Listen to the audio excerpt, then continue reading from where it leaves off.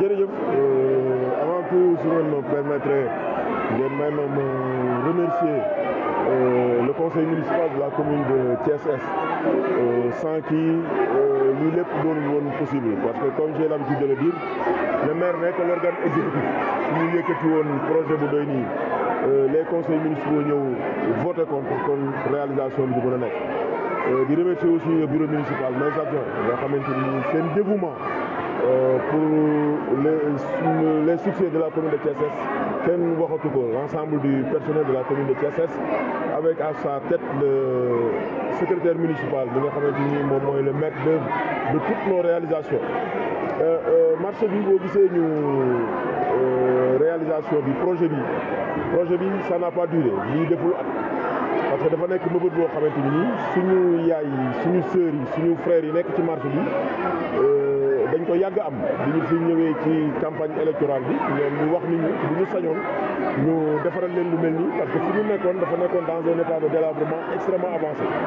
ñu jël engagement boobu te ñun dañuy bëgg bu ñu jëlee engagement ci dara loolu ñu réaliser ko c'est-à-dire que moo tax bi ñu toogee automatiquement ñu xar suñu tànk tubay ba yàlla mi nga xam ne dara tawu ko ñu dimbali ñu ba ñu réaliser li nag mooy li ñu wax sànq rek lii ce n'est qu'un premier pas dans le cadre de notre programme de modernisation des marchés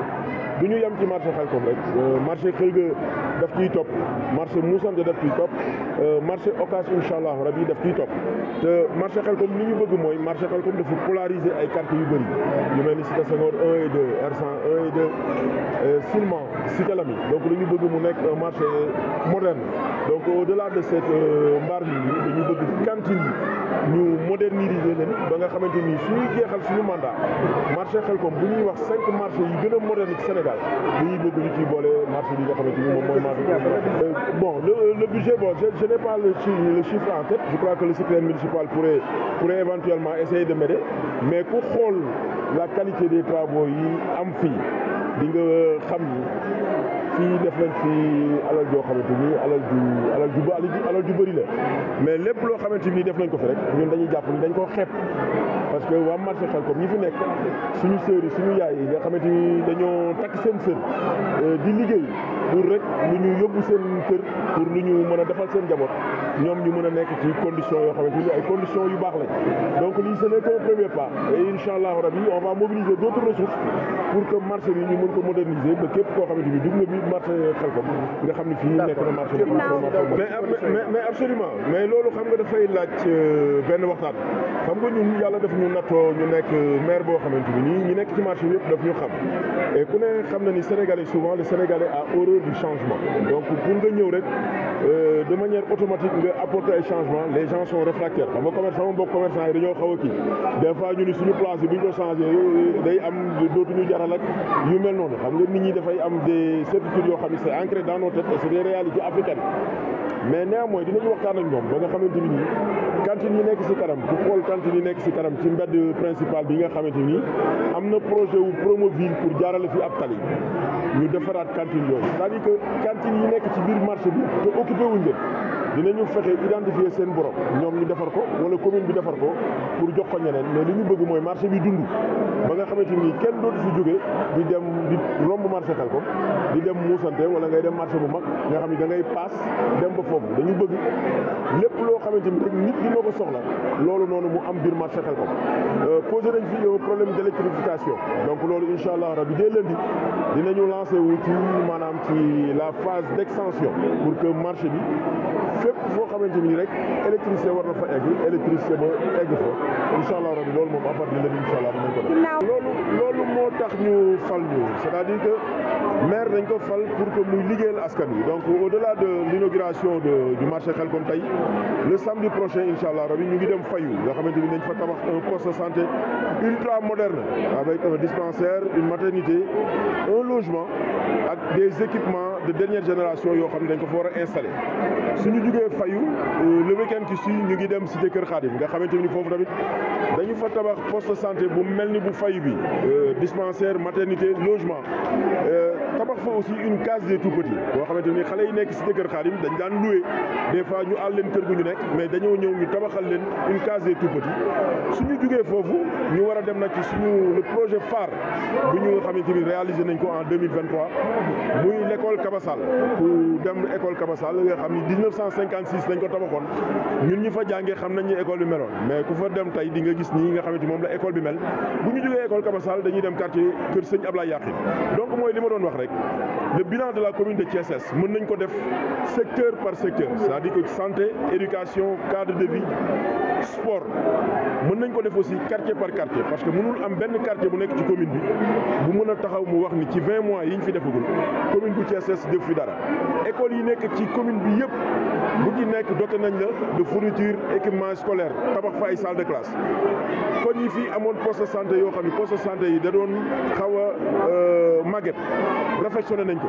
ñi amul woon poste de santé tabaxal nañ leen ay poste de santé et incha allah bu ñëwee weesoo ñu ngi war a dem lancer pose première pierre bu poste de santé bu cité Balabé loolu war nañ ko def war nañu def lancer pose première pierre gazon synthétique bi nga xamante ni war nañ ko def stade Ndiaw Macodou Diop muy champ de course def fa aussi ay pylônes yoo xamante ni du gazon de dernière génération lañ fay def te jàpp naa ni loolu commune bu Thiès Est ci projet yooyu la engagé wu sans compter maintenant l' aménagement du boulevard des Parcelles Assainies nga xamante ni boulevard Parcelles Assainies ku fa jaar tey gis camions yi ni ñu fa mel nekkin ba fa nit ñi nekk borom kër yi foofu am nañ lu leen naqari donc aussi loolu nekk na projet boo xam ne ce sera un projet phare pour 2024 ñu ñaan yàlla rek yàlla kattanal ñu kattanal conseils municipaux yi le bureau municipal et l' ensemble du personnel de la commune ba projet yëpp nga xamante ni am nañ ko pour commune bi projet yooyu ñu mën ko eggale ak suñu. Quelques mots en français, pouvez-vous vraiment revenir sur l'inauguration, la réception de ce bâtiment par rapport à l'inauguration de ce bâtiment d'aujourd'hui? Je voudrais d'abord rendre grâce à Dieu et si vous me le permettez, je voudrais d'abord remercier le conseil municipal de la commune de Thiès Est, grâce à qui, sans qui rien de tout cela n'aurait pu être possible. Parce que comme j'ai l'habitude de le dire, le maire n'est que l'organe exécutif, c'est le conseil municipal qui est l'organe de délibération. Donc si on avait soumis le projet et si le projet avait été rejeté par les conseillers, on n'aurait pas pu faire ces réalisations-là. Je voudrais aussi associer à ces remerciements le bureau municipal, mes conseillers, qui nous soutiennent quotidiennement, le personnel de la mairie avec à leur tête le secrétaire municipal, qui est le maître d'œuvre de toutes nos réalisations. Nous ne faisons que la conception politique, mais l'exécution administrative ou technique,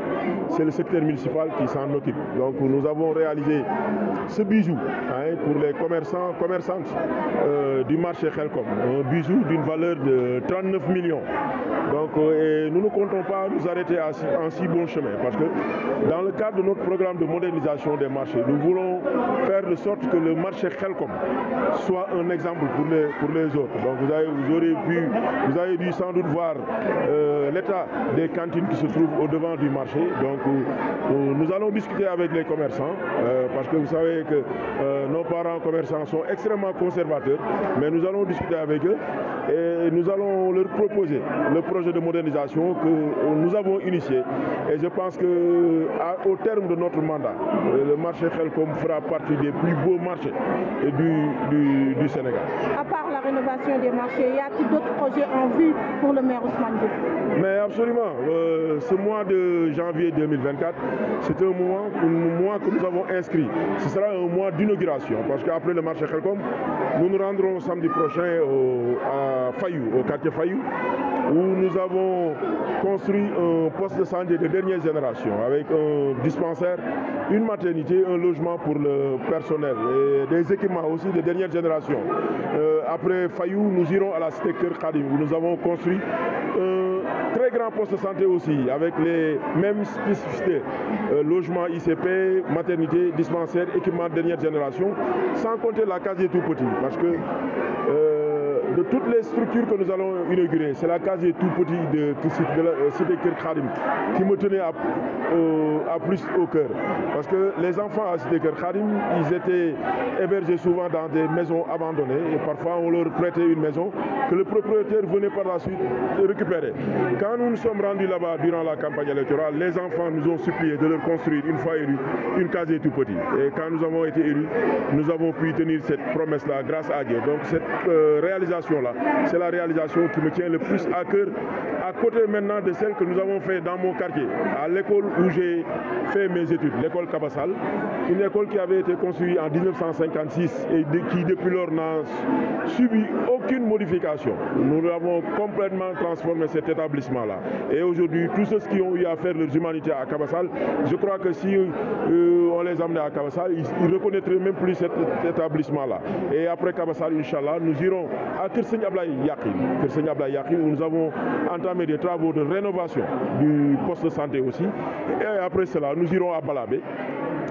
où dernièrement, nous avons repris tout l'éclairage public à hauteur de 86 millions. Parce qu'il y a quelques années, personne n'osait s'aventurer à Balabé la nuit. Aujourd'hui, quand vous traversez Balabé, c'est comme vous étiez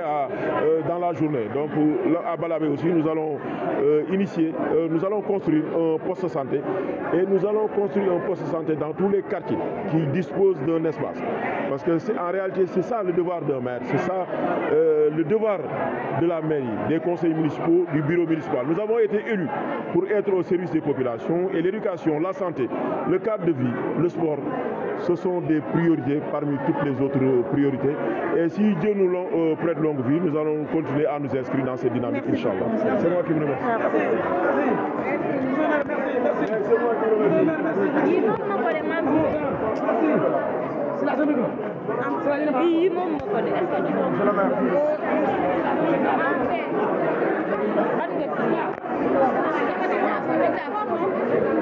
Dictaphone bi ci la